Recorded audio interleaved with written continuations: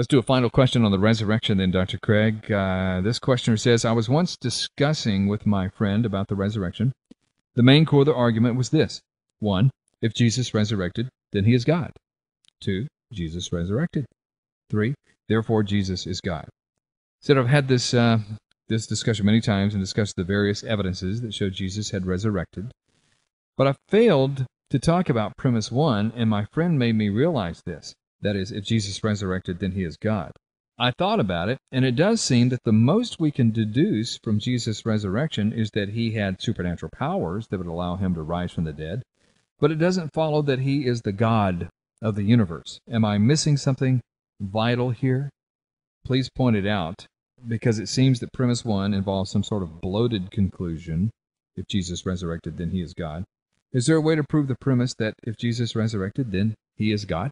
I think he's right in thinking that this is a bloated conclusion and that this is far too facile to simply say that because Jesus resurrected, he is God. I think the proper way to formulate the argument is to say that if Jesus is raised from the dead, then this represents a divine vindication of Jesus' radical personal claims, whereby he put himself in the position of God, so that the resurrection is God's vindication of those allegedly blasphemous claims for which Jesus was crucified.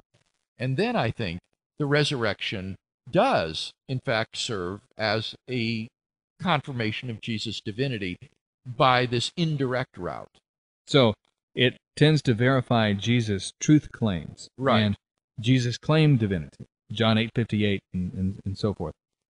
So that would vindicate Christ's claims.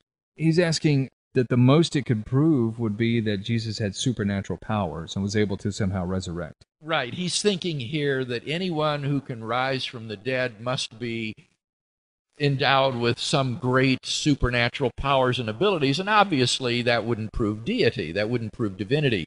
So he's missing a step here. The step that's missing is placing the event of the resurrection in its proper religio-historical context.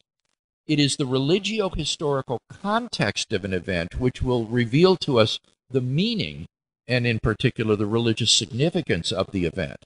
And that's why it's important to see the event of the resurrection in the context of Jesus' own unparalleled life and ministry, and his allegedly blasphemous claims for which he was crucified.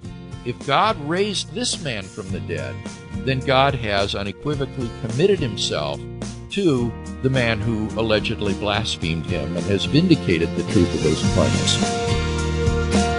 Thank you so much for listening to Reasonable Faith with Dr. William Lane Craig, and we'll pick it up there next time and answer some more questions that we receive at reasonablefaith.org. One more time, if you would like to start a Reasonable Faith chapter in your area, information is at reasonablefaith.org. And by the way, if you appreciate the information that you get at reasonablefaith.org and you would like to see these podcasts continue and see us branch out even further, then be a partner with us. You can find out how when you go to reasonablefaith.org. Your financial and prayer support means a great deal to us. That's reasonablefaith.org, and we'll see you next time on Reasonable Faith with Dr. William Lane Craig.